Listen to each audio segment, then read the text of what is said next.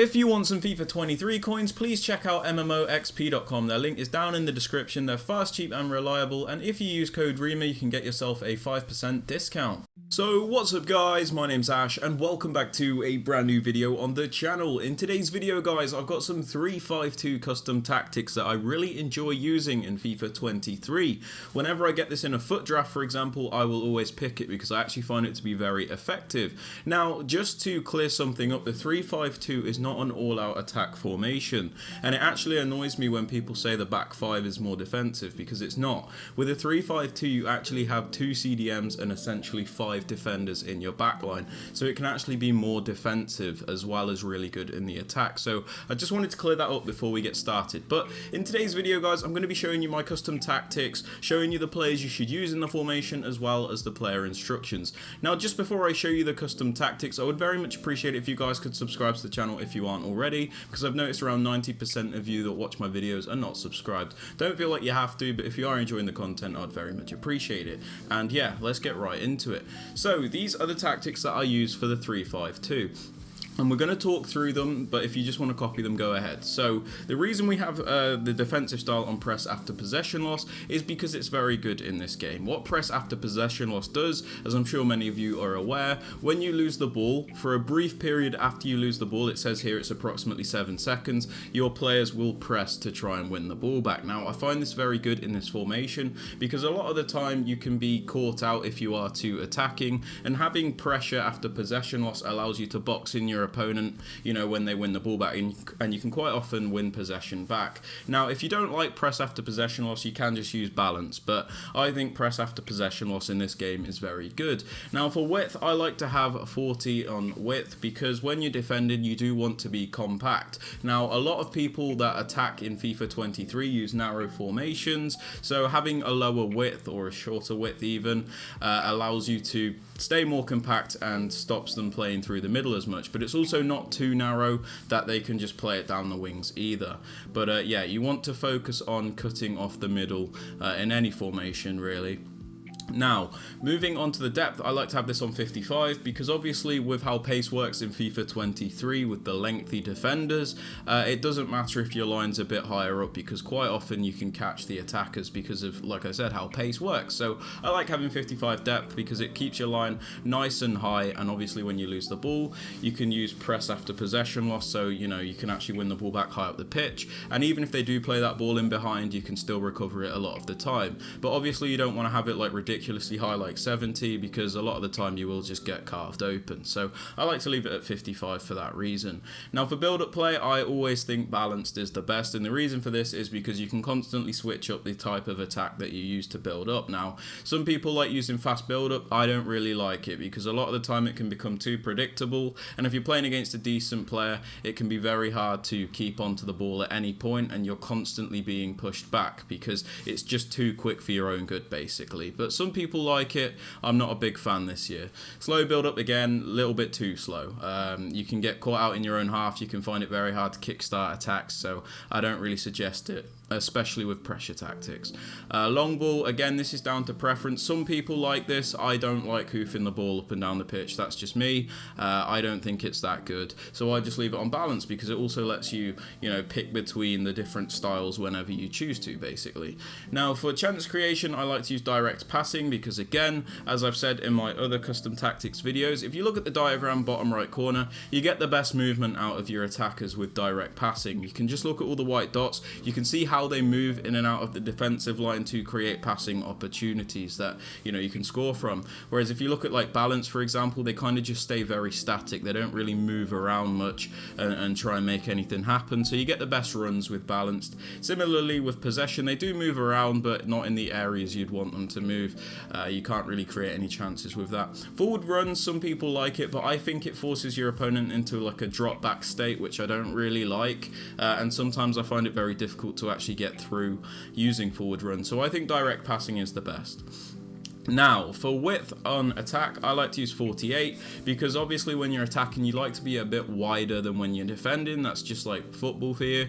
So I like to have this on 48 because it gives you a nice bit of width in the attack with the left mid and right mid, but it also keeps it a nice narrow formation so your players are compact and you can play nice short passes through your opponent. So I think it gives you a nice balance having this on 48. Again, you can bump this up or down, whatever you choose, but I like to keep this on around 48. Now for players in box, this is also preference, but I like to keep this on 6 because you get quite a few players in the box, but as you can see in the diagram, you also keep a few players back. So when you do lose the ball, you can still win it back and not get countered too easily, essentially. But you've still got a few players in the box to score the chance.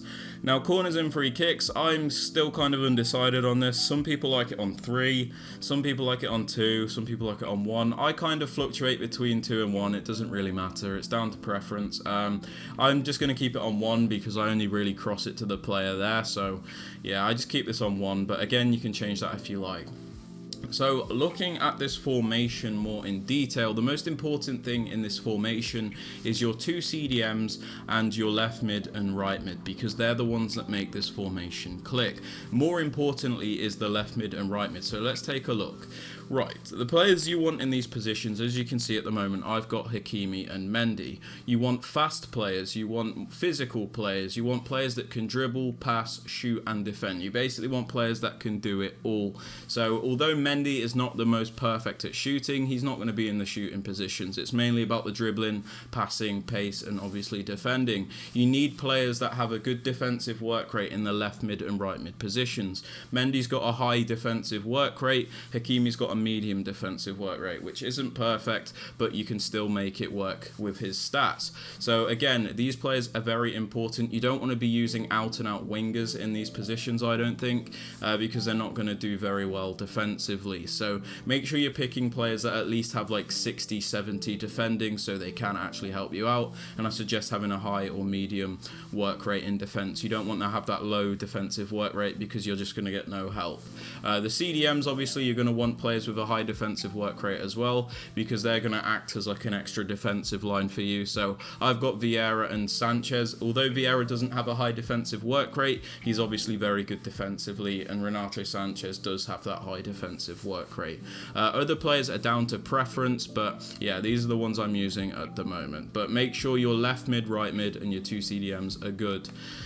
Now, moving on to player instructions, these are also quite important, but they're also down to preference as well. So for my 2 strikers, I like to have them on stay central, which I will demonstrate in a moment as to why I do that, and get in behind, because you want these players, especially if they're lengthy, to get in behind the defensive line to really exploit the through ball meta. So having them on getting behind maximizes your chances of getting through the defensive line.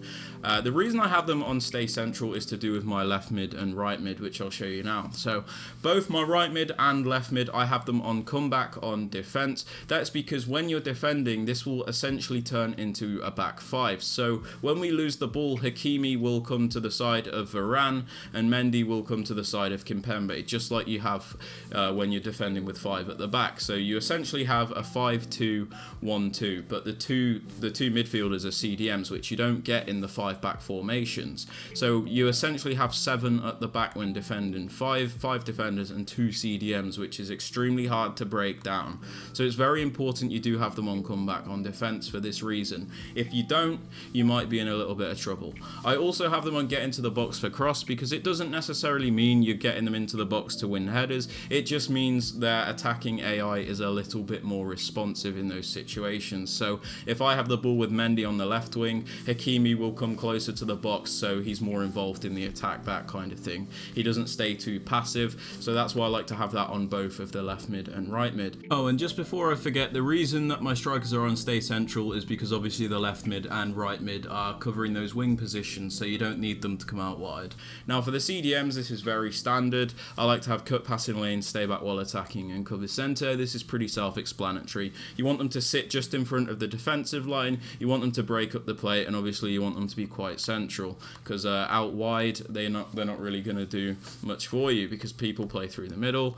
And yeah, that is basically it for the player instructions, guys. So these are the tactics that I use for the 3-5-2. Now, if you're wondering what you can do to make this maybe like more attacking, what you could do is put Mendy and Hakimi on get in behind, for example. You could also maybe change one of the CDMs to not stay back, that kind of thing, but it's down to preference. You could also go into your custom tactics, up the depth, width, maybe put this onto long ball and forward runs because that's quite attacking, but you can get caught out. But yeah, you might just want to experiment with it when you want to. But yeah, that's basically it for the video, guys. If you have enjoyed it or found it useful, I'd very much appreciate it if you could drop it a thumbs up. Subscribe to the channel if you are new so you never miss out on any videos like this one. And don't forget to turn on notifications so you are notified when a video is posted. And with all that aside, guys, I hope you have a fantastic rest of your day, and I shall catch you all later. Peace.